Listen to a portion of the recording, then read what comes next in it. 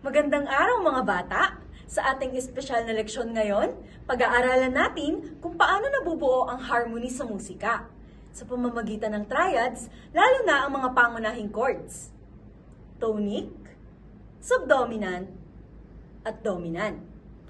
Makikilala rin natin ang mga interval: root, third, at fifth. At malalaman natin ang kanilang tungkulin sa musika.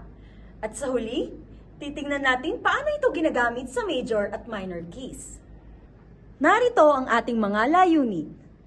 Una, maiintindihan ang konsepto ng harmony at paano ginagamit ang intervals para bumuo ng chords. Pangalawa, tukuyin ang major triad sa posisyon na first, third, and fifth sa major keys. Pangatlo, kilalanin ang mga intervals sa triads at maunawaan ang kanilang function. At panghuli, mabigyan ng panimulang kaalaman ang triad sa minor keys. Handa na ba kayo? Simulan na natin! Una, ano ang harmony? Sa simpleng salita, kapag may dalawang nota o higit na tinutugtog ng sabay, bumubuo ito ng harmony. Ang chords ay isang uri ng harmony. Isipin mo ito. May dalawang tao na nagsasalita ng sabay, nagkakaintindihan sila kung tugma ang tono nila. Ganoon din sa musika. Ang sabayang nota ay nagkakasalungat o nagtutulungan upang makabuo ng magandang tunog. Sa musika natin, karaniwan ang tinatawag na tertian harmony. Ibig sabihin nito, bumubuo tayo ng chords sa pamamagitan ng pag-stack ng thirds mula root, pataas ng isang third, at mula third, pataas ulit ng fifth. Halimbawa sa isang major chord. Una, root to major third. Pangalawa, mula middle ng major third hanggang panglimang major note. Kapag pinagsama, magagawa itong major triad. Para mas madaling makita, sa C major triad, C, E, at G. C to E, major third, at E to G, major fifth. Kami nag-stack ng third plus fifth para mabuo ang isang major triad. Ngayon, gagawa tayo ng major triad sa major keys. Pag-uusapan natin ang primary triads, ang first, fourth, at fifth. Dahil ito ang talagang ginagamit sa maraming kanta at progression. Gamit ang C major bilang halimbawa, tonic, ito ang una, C, E, at G. Subdominant, itong pang-apat, F, A, at C. At sa dominant, ang panglima, G, B, at D. Tandaan ang internal structure: root to major third to perfect fifth. Ipapakita ko ulit sa ibang key na halimbawa ay G major. Sa tonic, G, B, at D. Sa subdominant, C, E, at G. At sa dominant, D, F sharp, at A. Sa ganitong paraan, nakikita ninyo kahit magkaibang key, pareho ang proseso.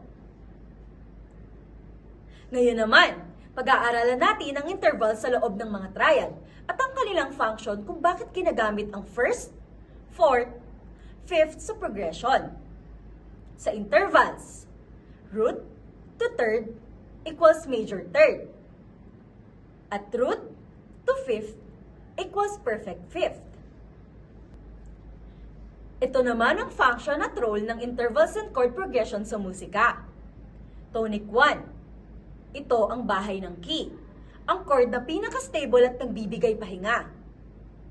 Subdominant 4. Ito ang paghahanda ng tunog, paggalaw palayo sa tonic bago pumunta sa dominant. At dominant 5. Ito ang chord na may tension, gustong bumalik sa tonic at nagbibigay damdamin ng pagwawakas. Ang magandang harmony ay paggalaw mula sa tonic. dumaan sa subdominant, tumindi sa dominant, at bumalik sa tonic. Para hindi lang basta theory, gagawa tayo ng mga halimbawa at pagsasanay. Samahan ninyo ako kahit sa video. Unang halimbawa sa D major. Tonic. D, F sharp, at A.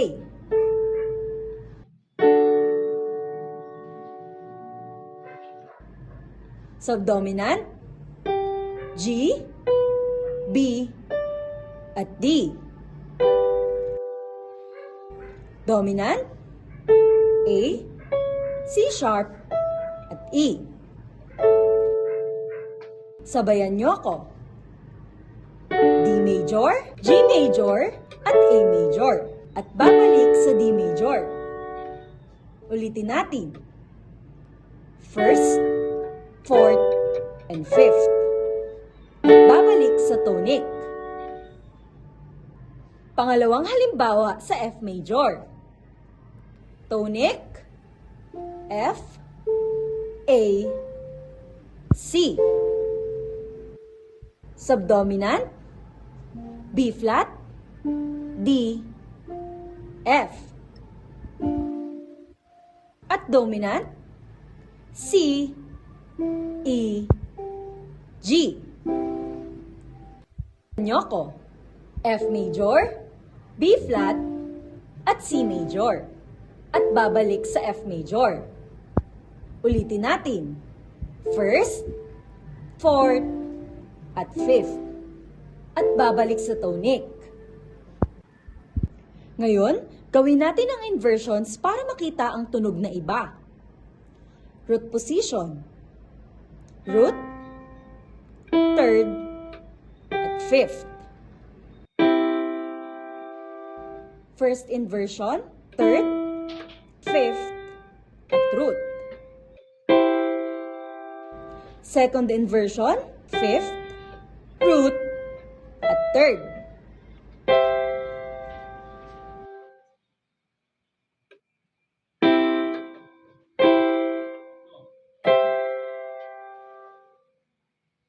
Matapos nito, tatalakayin ko ang isang maikling aktibidad. Pipili ako ng isang key at bibigyan ko kayo ng oras para bumuo ng first, fourth, at fifth triads. Tandaan ang intervals at ang maaaring progression. Ang ating halimbawa ay key sa A major.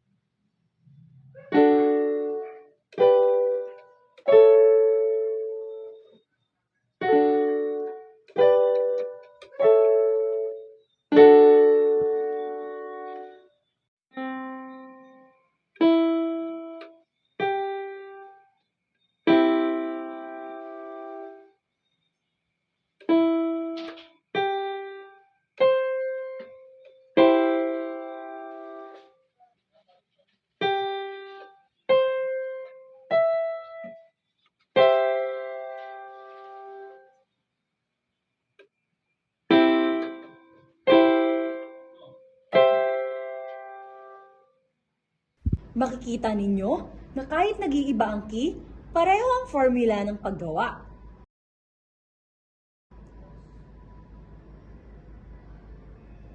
Bilang dagdag, tignan natin paano ginagawa ito sa minor key. Para mas maging malakas ang dominant, ginagamit natin ang harmonic minor scale na nagtataas ng 7th degree. Halimbawa sa A minor. Natural triad. A, C, at E. Pero para sa dominant, E, G sharp, at B. Sa ganitong paraan, nakakakuha tayo ng tension at resolution kahit sa minor key. Balikan po natin ang mga mahalagang bagay. Harmony ay ginagawa sa pamamagitan ng intervals tertian harmony o stock thirds. Major triad sa key, 1st, 4th, at 5th. Pareho ang structure, ngunit iba ang role. Interval sa triad, root to major third, at root to perfect 5th. Function, sa tonic, bahay o pahinga. Sa subdominant, preparasyon o daanan. At sa dominant, tensyon o pagbabalik. Sa minor key, ginagamitan ng harmonic minor para mapabuti ang dominant chord. Para sa inyong pagpapalalim, narito ang gawain ninyo. Pumili ng isang key, major o minor, bumuo ng 1st, 4th, at 5th triads, isulat ang nota at intervals, at subukang pakinggan ang progression sa instrumento o gamit ang app. Salamat sa inyong pakikinig! Sana sa susunod na aralin, makabuo kayo ng mas komplikadong progression, gaya ng pagdagdag ng inversions o 7 chords. Hanggang sa muli!